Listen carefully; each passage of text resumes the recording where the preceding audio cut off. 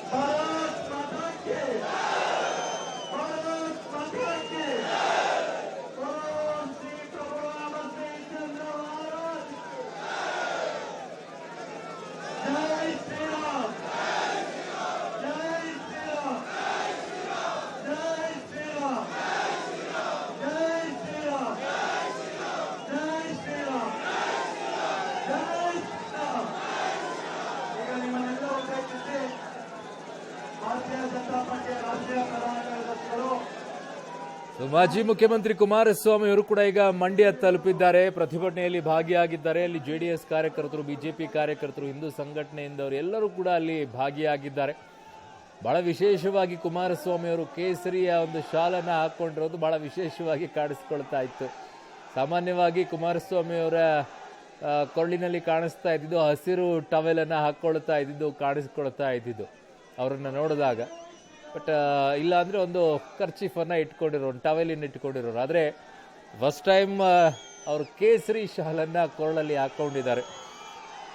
BJP ಜೊತೆಗೆ ಮೈತ್ರಿಯನ್ನು ಮಾಡಿಕೊಂಡು ಈಗ ಬೆಂಬಲವನ್ನು ಕೊಟ್ಟಿರುವಂತಹ ಕುಮಾರಸ್ವಾಮಿ ಅವರು ಈ ಪ್ರತಿಭಟನೆಯಲ್ಲಿ ಭಾಗಿಯಾಗಿದ್ದಾರೆ. ಈ ಪ್ರತಿಭಟನೆಯಲ್ಲಿ ಈಗ ಅವರು ಕೂಡ ಕೈ ಜೋಡಿಸಿ ಕಾರ್ಯಕರ್ತರು ಕೂಡ ತೆರಳಿದ್ದಾರೆ.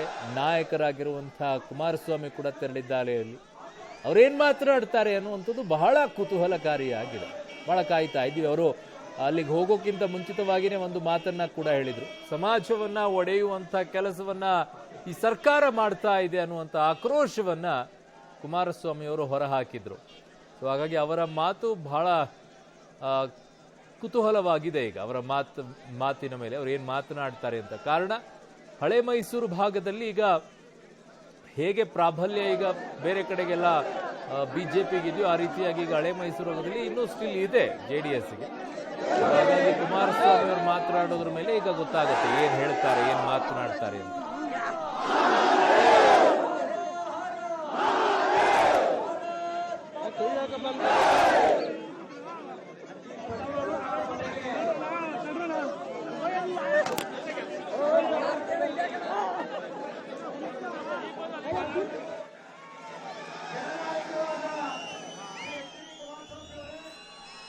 ಮಂಡ್ಯಕ್ಕೆ ಈಗ ಕುಮಾರಸ್ವಾಮಿ ಅವರು ನೋಡ್ತಾ ಇದ್ರೆ ತಲುಪಾಗಿದೆ. ಕೇಸರಿ ಶಾಲು ಧರಿಸಿಕೊಂಡು ನಿಂತ್ಕೊಂಡಿದ್ದಾರೆ ಕುಮಾರಸ್ವಾಮಿ ಅವರು. ಬಹಳ ಇಂಟ್ರೆಸ್ಟಿಂಗ್ ಆಗಿರುವಂಥ ಬೆಳವಣಿಗೆಗಳು. ಈ ಚುನಾವಣೆ ಅಂತೂ ಬಹಳ ಮಜವಾಗಿರುತ್ತೆ.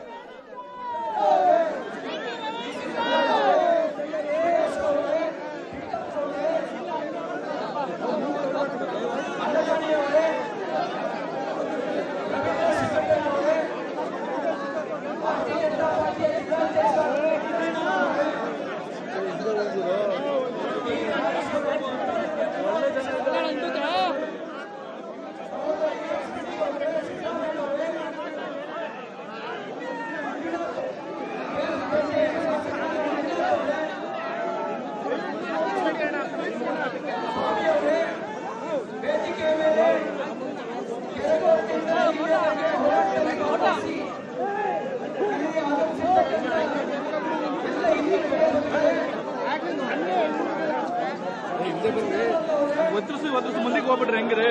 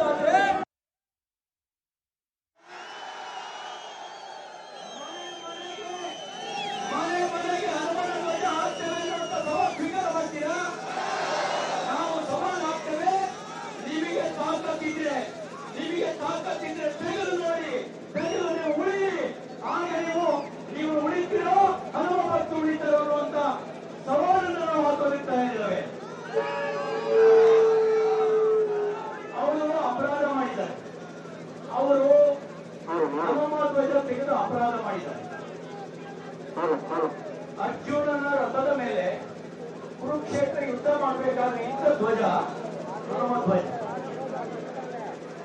ಒಮ್ಮೆ ಹನುಮ ಧ್ವಜ ತೆಗೆದ ತಕ್ಷಣ, ಕೃಷ್ಣಾರ್ಜುನರು ರಥದಿಂದ ಇಳಿದ ತಕ್ಷಣ ಏನಾಯ್ತು? ಆ ರಥ ಏನಾಯ್ತು?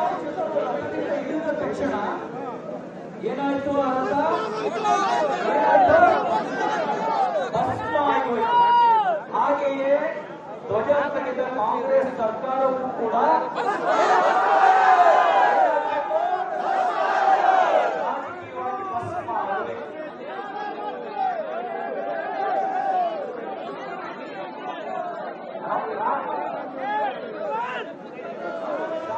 ಬೆಂಕಿ ಹಾಕಿದ. ಪರಿಣಾಮ ಏನಾಯ್ತು? ಹಾಗೆ ಎಚ್ಚರಿಕೆ ಕೊಡಲಿಕ್ಕೆ ಬಯಸ್ತೇನೆ. ಹನುಮ ಭಕ್ತರನ್ನ ಕೆಣಕಿದರೆ ಆ ಲಂಕೆಗಾದ ಪರಿಸ್ಥಿತಿಯೂ ಕೂಡ ನಿಮ್ಮ ಸರ್ಕಾರಕ್ಕೆ ಆಗುತ್ತೆ, ನಿಮ್ಮ ಸರ್ಕಾರಕ್ಕೆ ಆಗುತ್ತೆ ಅನ್ನುವ ಎಚ್ಚರಿಕೆ ಮಾತನ್ನ ಕೊಡಲಿಕ್ಕೆ ಬಯಸ್ತೇನೆ. ಯಾರನ್ನ ತೃಪ್ತಿಪಡಿಸೋದಕ್ಕೆ ತೆಗೆದ್ರಿ ಸಿದ್ದರಾಮಯ್ಯನವರೇ? ನೀವು ಹೇಳಿದ್ರಿ ನನ್ನ ತಂದೆ ಹೆಸರು ಸಿದ್ದರಾಮೇಗೌಡ ಅಂತ ಹೇಳಿ. ನೀವು ಹೇಳಿದ್ರಿ ನನ್ನ ಹೆಸರಿನಲ್ಲೇ ರಾಮ ಇದ್ದಾನೆ ಅಂತ ಹೇಳಿ. ನಿಮ್ಮ ಹೆಸರಿನಲ್ಲಿ ರಾಮ ಇರ್ಬೋದು, ನಿಮ್ ತಂದೆಯವರು ಇಟ್ಟ ಕಾರಣಕ್ಕೆ ನಿಮ್ಮ ಹೆಸರಿನಲ್ಲಿ ರಾಮ ಇರ್ಬೋದು.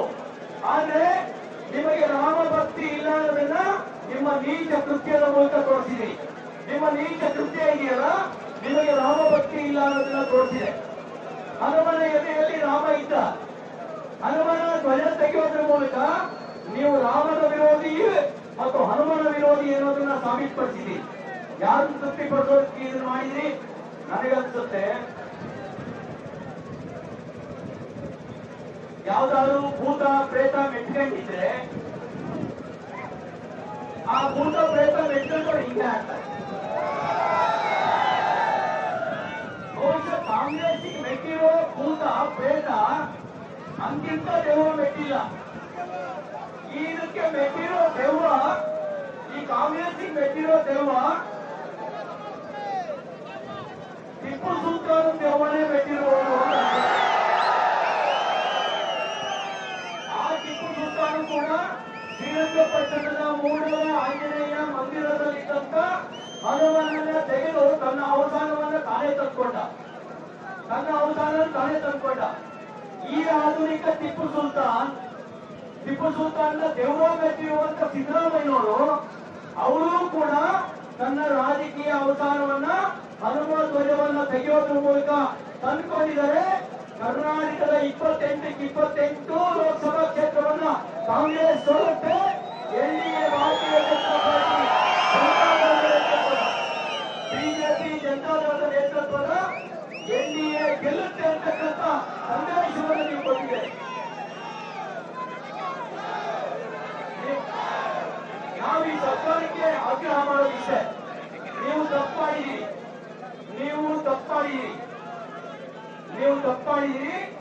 ಆ ತಪ್ಪಿಗೆ ಪ್ರಾಯಶ್ಚಿತ್ತ ಸಾರ್ವಜನಿಕ ಕ್ಷಮೆಯಾಚನೆ ಮಾಡಿ ಕೆರಗೋಟದಲ್ಲಿ ಮತ್ತೆ ಹನುಮ ಧ್ವಜ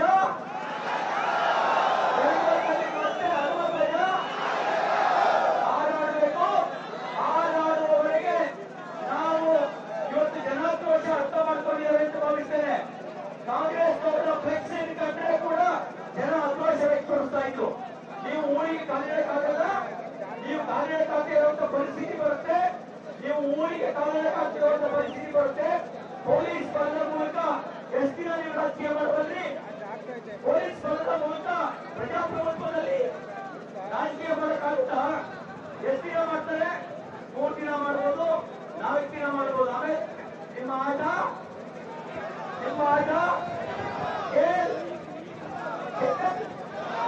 ಕಾಂಗ್ರೆಸ್ನ ಗೇಲ್ ಖತಮ್ ಆಗುತ್ತೆ ಎನ್ನುವಂತ ಎಚ್ಚರಿಕೆ ಮಾತನ್ನು ಹೇಳಿ, ಜಿಲ್ಲಾಡಳಿತ ನೀವು ಯಾರ ಮರ್ಜಿಗೆ ಅನುಗುಣವಾಗಿ ಈ ಕೆಲಸ ಮಾಡಿರೋ ಗೊತ್ತಿಲ್ಲ, ನೀವು ಮಾಡಿರೋದು ಪಾಪದ ಕೃತ್ಯ.